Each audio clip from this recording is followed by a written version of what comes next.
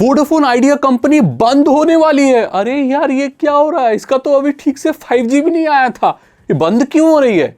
और अगर ये बंद हुई ना तो इंडियन टेलीकॉम पूरे सीन में बहुत ही प्रॉब्लम लोगों को आने वाली है, क्योंकि सिर्फ 2 प्राइवेट कंपनियां रह जाएंगी, मेनली डुओपोली, और उसमें से एक तो बेकार है, तो मतलब मोनोपोली। अरे भाई ये तो बहुत बुरी सिचुएशन होती है। ऐसा क्यों हो रहा है? देखो, वोडाफोन आइडिया सुप्रीम कोर्ट को अप्रोच कर रहा है ताकि उनके AGR ड्यूज वगैरह सारे माफ कर दिए जाएं। और अगर सरकार ऐसा नहीं करती है तो ये कंपनी अपना दिवालिया घोषित कर देगी, यानी बैंक्रप्सी कर देगी, और इफ बंद हो जाएगी, और सब लोगों को कहा जाएगा कि आप अपने वोडाफोन आइडिया के नंबर को पोर्ट करा के दूसरे उसमें करा लीजिए, क्योंकि हमारी कंपनी बंद हो रही है। ऐसा पास्ट में बहुत सारी कंपनियों के साथ हुआ है, एयरसेल के साथ हुआ है, डोकोमो के साथ हुआ है। तो बहुत सारी कंपनियां पहले ही मर चुकी हैं, सरवाइव नहीं कर पाई वो इंडिया में। और आप देख रहे होंगे कि अभी यहां पर सिर्फ एक दो ही कंपनी है जो सरवाइव ठीक ठाक कर रही है, और एक ही कंपनी है जो सरवाइव कर रही है, और ये कस्टमर्स के लिए अच्छी चीज नहीं है। देखो ये क्यों हुआ, मैं आपको बताऊं। पहले क्या होता, अब ये AGR ड्यूज वगैरह क्या होते हैं? देखो, जो सरकार स्पेक्ट्रम अलॉट करती है उसकी फीस चार्ज करती है, और कुछ लोन देती है वो भी वसूलती है, किश्तें होती हैं, मतलब अलग अलग तरह के जो पैसे होते हैं ना, वो कंपनियों को सरकार को देने पड़ते हैं। अगर वो किसी कंट्री में चल रही है, तो हमारी चल रही है, तो भाई लाइसेंसिंग फीस होती है, उसको थोड़ा थोड़ा करके देते हैं, तो उसके इंटरेस्ट होते हैं, बकाया होते हैं रेंट के। पहले ये चला था कि भाई आप जो टेलीकॉम ऑपरेशन कर रहे हो, जो आप नेटवर्क प्रोवाइड कर रहे हो, उसकी जो इनकम है उस पर आपको टैक्स देना होगा, उस पर जो एक्स्ट्रा इंटरेस्ट जो बनता है वो देना होगा। लेकिन सरकार का ये कहना है कि आपके जो भी रेंट है, आपकी और भी जो हर चीज से जो पैसा आ रहा है, उस सब पे मिला के हमको पैसा, आपको टैक्स वगैरह देना पड़ेगा। तो इस बात पे शायद मंजूरी हो गई थी, तो ये देखते हुए बहुत ड्यू हो गया। अभी कितना पैसा होगा भाई? आप सोच रहे होगे कि चलो भाई आपके सागर भाई भर देंगे, वोडाफोन आइडिया को बचा लेंगे। 30,000 करोड़ रुपए हैं भाई। कितने? 30,000 करोड़ ये देने हैं भाई, जिसको माफ करके ये कंपनी 7,900 करोड़ कुछ कराना चाहती है। Still it's a very big number.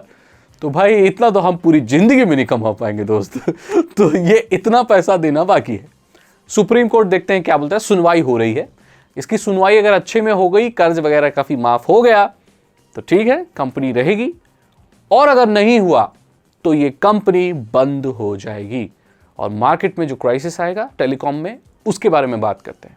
देखो, हम जानते हैं कि यहां पर अभी एयरटेल और जियो है, और BSNL भी आने वाला है, ठीक से आया नहीं है। ये कुछ गिनी चुनी कंपनियां हैं जो कि सर्विस प्रोवाइड कर रही हैं।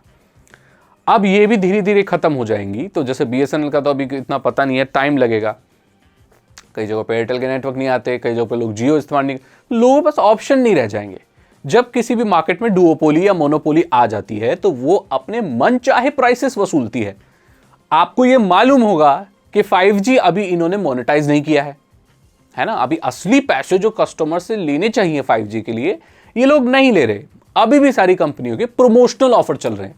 प्रमोशनल ऑफर मतलब किसी सर्विस को इंट्रोड्यूस कराने के लिए स्टार्टिंग में फ्री में देना या किफायती दरों पर देना, जिससे लोगों को यह पता चल पाए कि एक्चुअल सर्विस है क्या। अगर ये लोग ऐसा नहीं करेंगे तो किसी सर्विस की अडॉप्शन ही नहीं हो पाएगी। जैसे अगर स्टार्टिंग में ही लोग 5G लॉन्च करके बोलते 800 रुपए का प्लान है कम से कम, तो लोग उसे ट्राई भी नहीं करते, बिकॉज वो बहुत सारे लोग अफोर्ड नहीं कर सकते।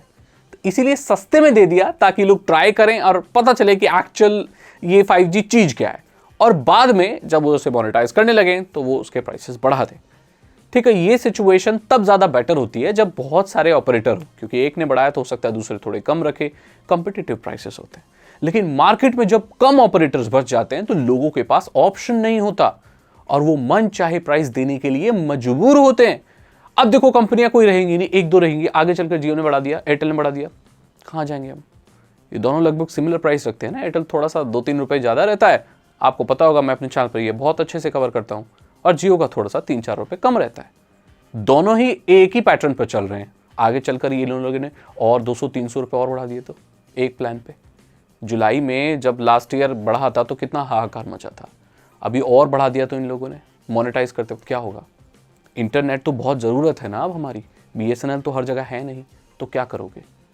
जी, जो आदत लगी है सोशल मीडिया की, ये जो काम कर रहा है, बच्चा पढ़ाई कर रहा है या जो भी कर रहा है, उसको इंटरनेट मोबाइल में कहाँ से आएगा?